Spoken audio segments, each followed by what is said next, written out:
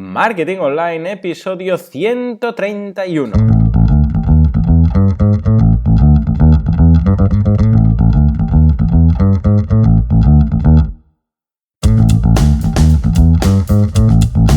Muy buenos días y bienvenidos una vez más a Marketing Online, el programa, el podcast, en el que hablamos de todos esos conceptos, técnicas, estrategias y también noticias del marketing digital, del marketing en internet, del marketing 2.0, del inbound marketing, del marketing de redes, da igual, como le quieras llamar, ya sabemos de lo que estamos hablando, de marketing online. Llevamos ya como unos más de 130 programas, con lo que no voy a descubrirlo ahora. Hoy vamos a hablar de un tema muy interesante que muchos de vosotros me habéis comentado que queréis más información. Estamos hablando de esos ingresos puntuales que tenéis, muchos de vosotros trabajáis por cuenta ajena y tenéis pues, vuestro sueldo y vuestro sueldo, por decirlo así, legal, pero después tenéis un pequeño negocio o estáis pensando en montar un pequeño negocio con ingresos puntuales o quizás no son puntuales, son constantes, pero son muy bajos, muy poca cosa. Entonces, claro, legalmente no sabéis qué hacer. No sabéis si tenéis que daros de alta, si no, si haceros autónomos, si daros solo de alta en Hacienda, pero no en la Seguridad Social,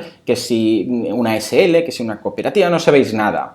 Y tampoco se comenta, si buscáis por internet, que a partir de un importe sí, pero a partir de un importe no, que si es legal, que si no te dirán nada. Bueno, vamos a intentar echar un poco de luz sobre todo este asunto y no voy a ser yo quien lo haga porque yo tengo mi campo de trabajo que es el marketing online, pero hay expertos, en este caso Javier Santos, que es CEO de infoautónomos.com, una web que ya hemos comentado en varias ocasiones en el programa y que ayuda no solo a autónomos sino también a pequeñas pymes a resolver todas esas dudas. Hace ya 4 años que están en activo y les va muy bien. Muy buenos días, Javier. Buenos días, Joan. Un placer estar aquí con vosotros y contigo. Vamos a hablar de este tema y que efectivamente, como comentas, es recurrente. Cada 2x3 estamos teniendo ese tipo de consultas en Infoautónomos. Correcto, sí. Bueno, muchas gracias a ti por tu tiempo. A ver, el caso es el que presento, es típico, ¿no? Alguien que tiene un sueldo, que tiene un trabajo, pero o quizás no, pero el caso es que tiene o está pensando en montar una pequeña web, pero claro, de montar una pequeña web que realmente se pueda sacar un sueldo y sea un negocio rentable, los principios pues siempre son un poco difíciles y puntualmente tienen esos ingresos, puntualmente o a veces de forma recurrente cada mes, pero estamos hablando que igual los primeros meses están facturando o sin facturar, están generando 100 euros, 200 euros, 300 euros, ¿no? A ver, a nivel legal, ¿qué es lo que pueden hacer? ¿Qué es lo que deberían hacer? Vamos a empezar por lo que deberían hacer. Vale. Es decir, o sea, lo legal 100%, ¿no? Sí, vale. Y un poco lo que la administración nos está diciendo que debemos hacer. Vale. Y aquí tenemos que diferenciar dos cosas. Por un lado, lo que nos dice Hacienda y por otro lado, lo que nos dice la Seguridad Social. Bien. Fijaros, lo que nos dice Hacienda es que para emitir facturas legales tenemos que estar de alta en Hacienda. Es decir, debemos emitir facturas con su IVA, como todos sabéis. Y eso pasa por dar de alta en Hacienda a través de su modelo censal, el 037 o 036 famoso, y a partir de ese momento empezar a presentar declaraciones trimestrales de IVA, aunque factures 200 euros. Pensad una cosa, si tú facturas 200 o 300 euros y tienes un IVA del 21, a lo mejor son 40 euros, ese IVA no es tuyo, realmente es de Hacienda. Tú se lo estás cobrando al cliente, pero se lo deberías ingresar a Hacienda. Correcto. Entonces, ese es el primer paso. Lo que nos pide Hacienda y ahí, bueno, pues ahora después ya veremos cómo cumplir o no. Correcto. Recordemos, bueno, que ese IVA en realidad, que no es tuyo, teóricamente como empresa, pues no deberías ni ganar ni perder con el IVA, porque después el IVA soportado, IVA repercutido, se resta y simplemente te quedas, teóricamente quedas a cero y ni ganas ni pierdes con ese IVA. Claro, si tú haces una factura de 200 euros y le cobras luego 242 al cliente, tu precio son 200, los 42 son de Hacienda, no son tuyos. Tú se los cobras al cliente en nombre de Hacienda. Y los guardas ahí para trimestralmente dárselos a Hacienda. Eso es lo que se debería hacer. Vale, correcto. Aunque bueno, también es cierto, me adelanto un poco, pero que en cantidades muy pequeñas, pues la gente no suele hacerlo ni Hacienda se suele meter, pero es una irregularidad. Correcto, así pues, esto es el tema Hacienda. Entonces, Seguridad Social, a ver. Seguridad Social, el tema es un poco más complejo. A ver, la Seguridad Social nos dice que se tiene que dar como autónomo cualquier persona que ejerza una actividad de manera habitual, directa y con ánimo de lucro. Es decir, aquí la clave está en la habitualidad o no. Sí, hay mucha jurisprudencia y distintas interpretaciones al respecto. Entonces, tenéis que valorar, bueno, si lo que estáis haciendo, la Seguridad Social lo va a considerar una actividad habitual. Y he de deciros que montar un blog o una página o una tienda virtual y empezar a vender un poquito de publicidad o unos pocos productos en tu tienda virtual, la Seguridad Social lo va a considerar casi seguro como actividad habitual. Vale. Porque la página web está subida todos los días, porque en cualquier momento tú puedes estar vendiendo algo. Claro.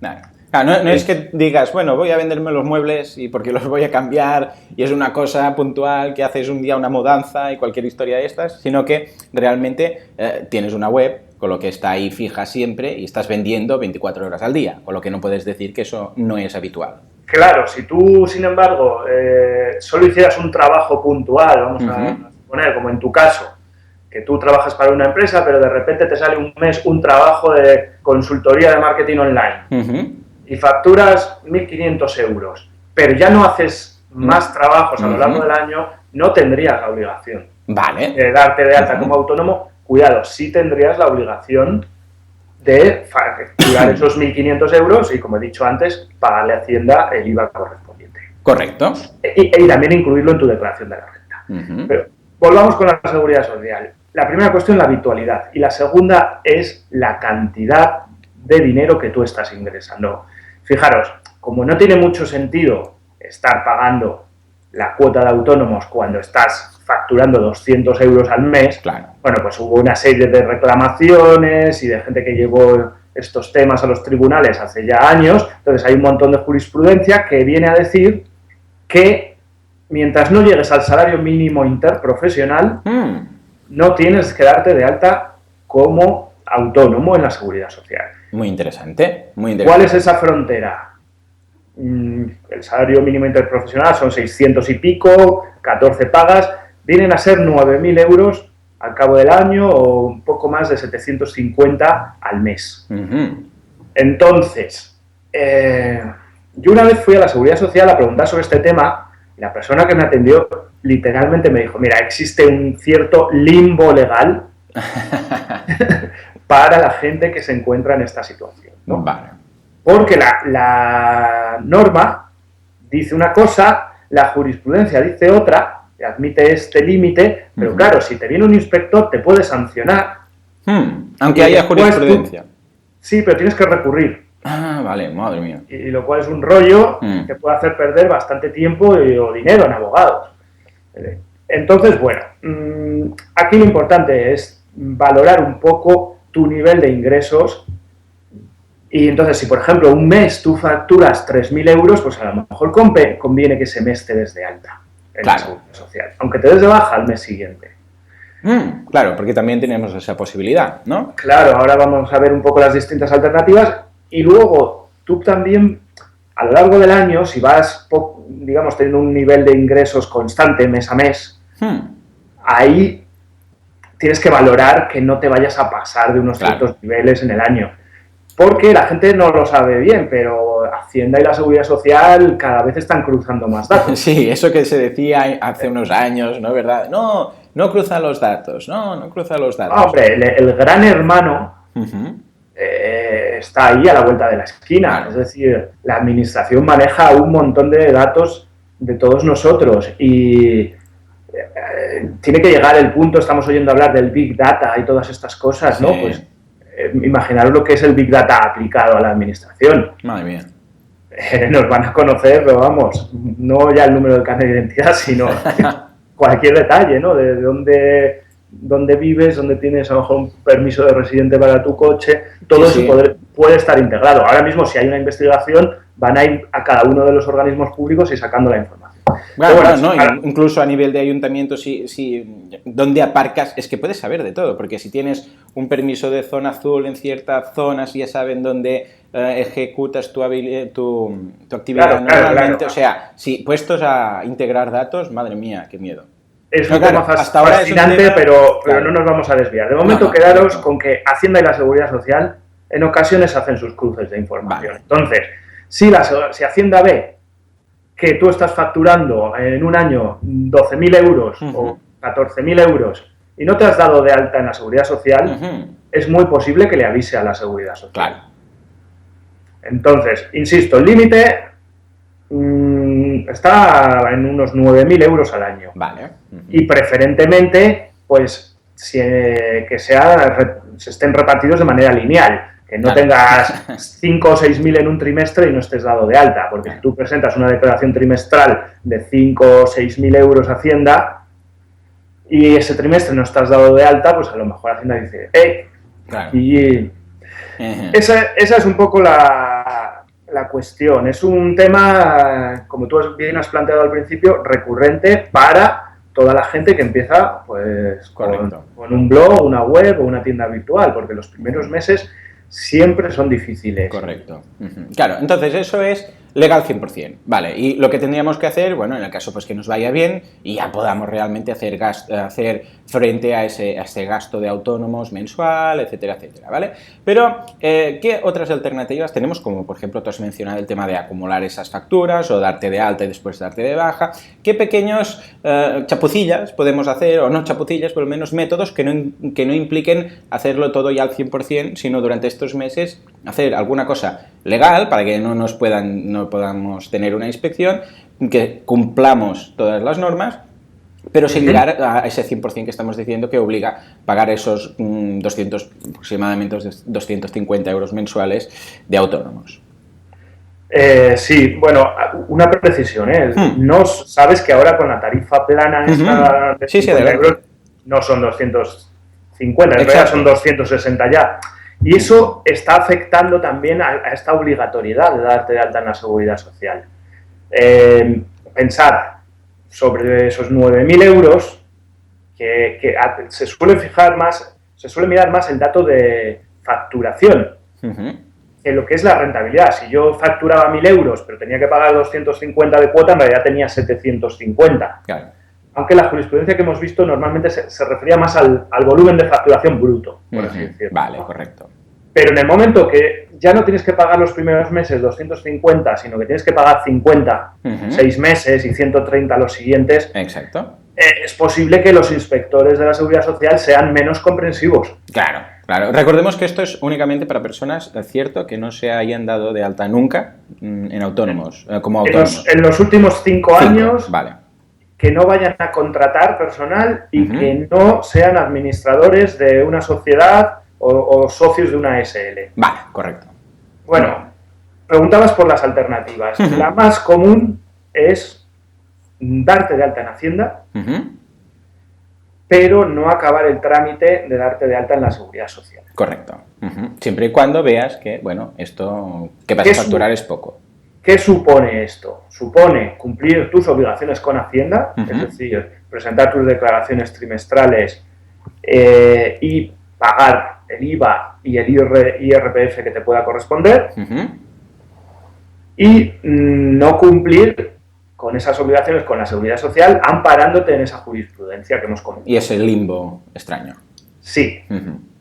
Esto que os planteo pues es relativamente habitual, pero debéis de tener cuidado y ser conscientes de los riesgos que se corren. Correcto. En caso de inspección tendréis probablemente que apoyaros en un abogado y eso supone un coste y bueno, cuanta más visibilidad tenga vuestro negocio, pues más arriesgado es estar en esta situación, ¿no? Claro, evidentemente no es lo mismo tener un blog que un e-commerce o que directamente una tienda. Luego, alternativas, concentrar facturas en determinados meses y ir alternando, digamos, periodos de altas y de bajas. Esto es un poco engorroso en cuanto a trámites administrativos, pero bueno, también hay mucho mito. Una vez que le coges el truco y no es difícil, el darte de alta y de baja en Hacienda y la Seguridad Social es un trámite, bueno, relativamente rápido que lo puedes resolver tú mismo en media mañana, ¿eh? No vas a un sitio, pum, y al otro, y son unos impresos bastante sencillotes. Y además los funcionarios de las administraciones te suelen ayudar. Vale, estupendo, estupendo. Y se trataría, bueno, pues de concentrar las facturas y en esos meses estar dado de alta también, ¿no? Correcto. Claro, esto ya no sería demasiado compatible con el tema de la tarifa plana, en el sentido que, claro, en el momento claro, ahí la te pierdes, das de baja y de ahí alta, la pierdes, ¿eh? Porque entonces esta opción pierde un poco de atractivo con el tema de la tarifa plana. La tarifa plana en realidad también es un incentivo a que en estas situaciones pues nos animemos a darnos de alta en la Seguridad Social, porque tenemos por delante un horizonte, oye, 6 meses a 53 euros, los 6 siguientes a 130 y algo, y los 6 siguientes a 180 y tantos. Es decir, se trata por lo menos de que pruebes un año a ver si... despegas, claro. Cómo te funciona. Y luego teniendo en cuenta, fijaros que tú no estás cotizando por 53 euros, estás cotizando por la cuota completa, por los 260 y tantos, pero tienes una bonificación del 80% por ser un nuevo autónomo. Ah, esto está muy bien, claro. Claro, entonces a nivel prestaciones y todo eso, no es que estés cotizando una birria. Claro, sería muy estás poquito. cotizando una cuota normal, solo que tienes una bonificación. Estupendo, muy bien. Otro tema importante, bueno, antes una cosa que a veces se estilaba era el facturar a través de terceros, pero eso ahí sí que te estás metiendo en sí. mayores irregularidades, pero bueno, yo lo dejo caer y no es sencillo encontrar a un tercero que se preste a estas cosas. A ver, un tema importante que tú has apuntado, la pluriactividad, que se llama. Esto es cuando tú trabajas por cuenta ajena y además empiezas con una actividad de este tipo y tienes ingresos, pues esos 200, 300 euros por tu blog o lo que sea. Aquí la cuestión es que aquí sí que es importante que te des de alta en Hacienda y estés tributando. Pues, vamos, eso siempre, pero aquí todavía más.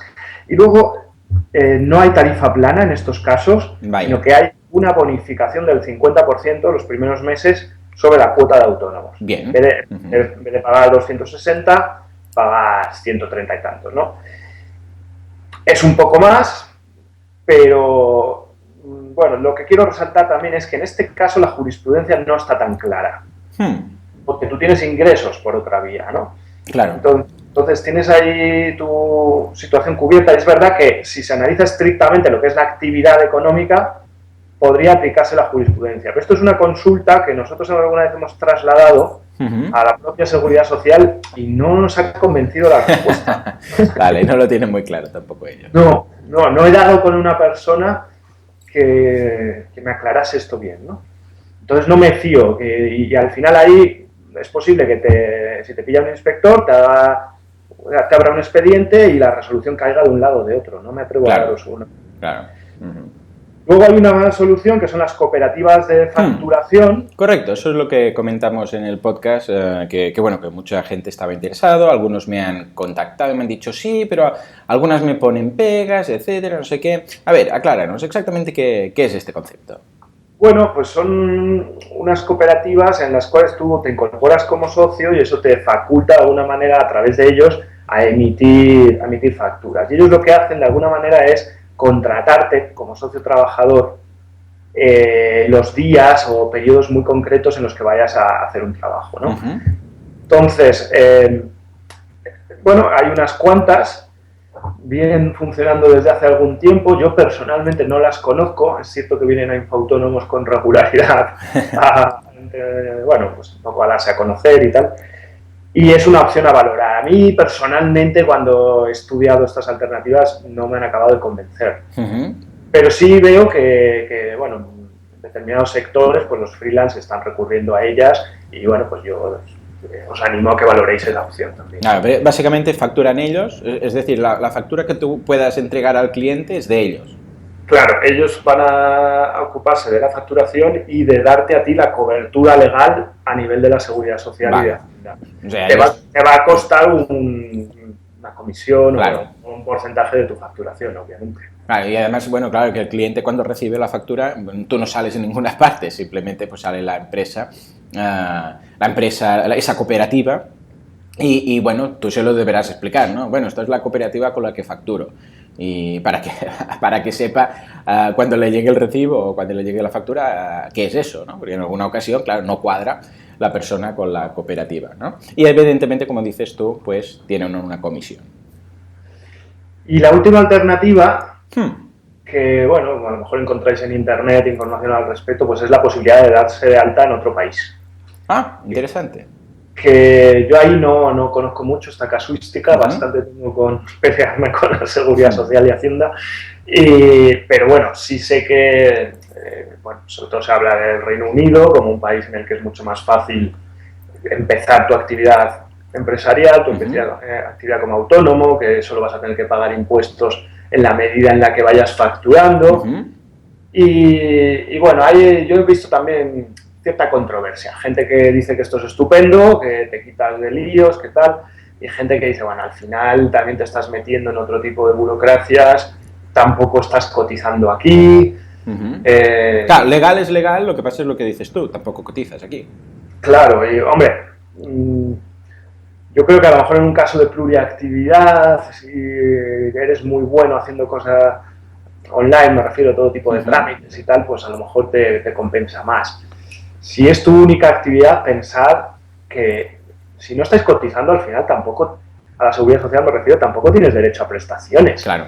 Y puedes tener problemas si te tiras bastante tiempo, años, me refiero, pero años, 2, 3, sin cotizar ni un duro a la Seguridad Social. Me refiero en temas de asistencia médica y cosas así. Entonces, aunque sea lo mínimo, a todos nos interesa estar dentro del sistema de la Seguridad Social. Correcto. Hablar de la salud pública, pues o la mantenemos entre todos o no se sostiene. Sí, correcto. Pues a mí esta solución de entrada, pues no me gusta. Claro, no sé que sea un tema muy especial, pero vamos, no es tan fácil como se pinta, ¿no? En todo caso. Vale, entonces, pues ya vemos todas esas posibilidades, ya vemos que podemos no darnos de alta, cumplir solo con algunos de los requisitos, ese limbo legal del salario mínimo interprofesional, también la visibilidad de tu negocio, es decir, cuanto más fama tengas o más te vean, pues más probable es de que puedan preguntarte a ver si lo tienes todo legalizado. Pero claro, eso también quiere decir, si te das a conocer y eres muy visible, quiere decir que las cosas teóricamente también va ligado a que te van bien, con lo que entonces quizás ya puedes permitirte pagar a esos autónomos y empezar ya a ser 100% legal, ¿no?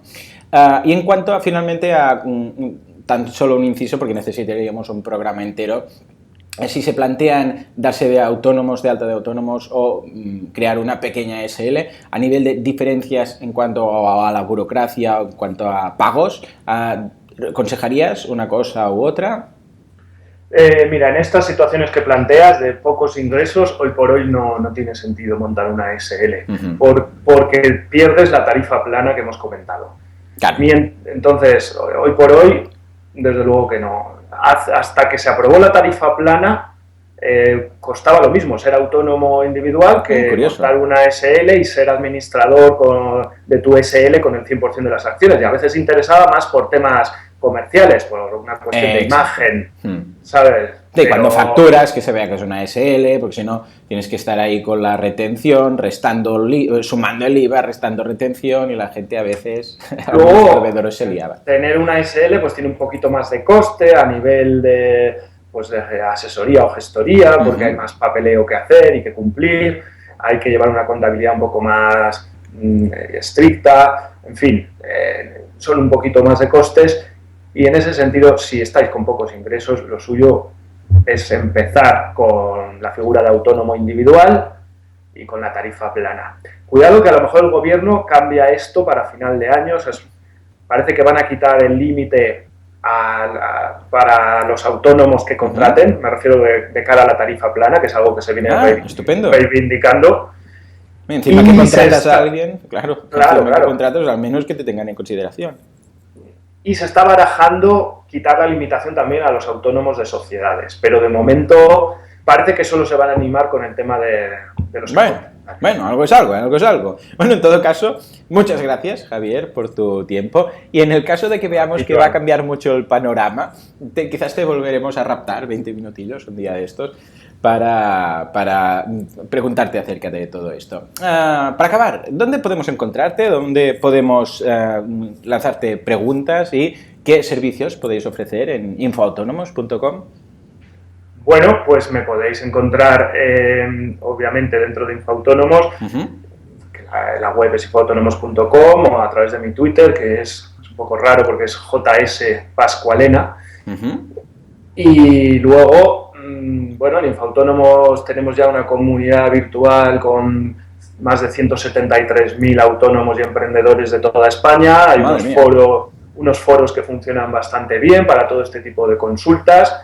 Y bueno, los que estéis ejerciendo una actividad por vuestra cuenta, yo lo que os animo es a registraros gratuitamente, irnos conociendo y bueno, ¿qué hay en Infoautónomos? Pues un montón de cosas, porque vais a encontrar mucha información especializada, queremos avanzar ahora con la información sectorial y luego distintos servicios y también un marketplace donde podéis encontrar muchas ofertas específicas para autónomos de todos los sectores. Vaya, pues muy bien, es muy completo. Mira, voy a darme de alta, la verdad, te lo digo sinceramente, voy a darme de alta para echar un vistazo a todos esos recursos, que muchas veces el problema cuando quieres información no es encontrar información, porque de información encuentras mucha, incluso demasiada, sino la elección de esa información, ¿de acuerdo? Porque muchas veces el problema es la desinformación. Tenemos tanta que no sabemos dónde mirar. Y a veces acabas en algunos foros que, bueno, estilo respuestas y preguntas de Yahoo, que pueden causarte más problemas que soluciones. Entonces, pues, siempre es importante tener un sitio de referencia del cual poderte fiar y que sepas que eso está controlado por alguien que conoce el tema.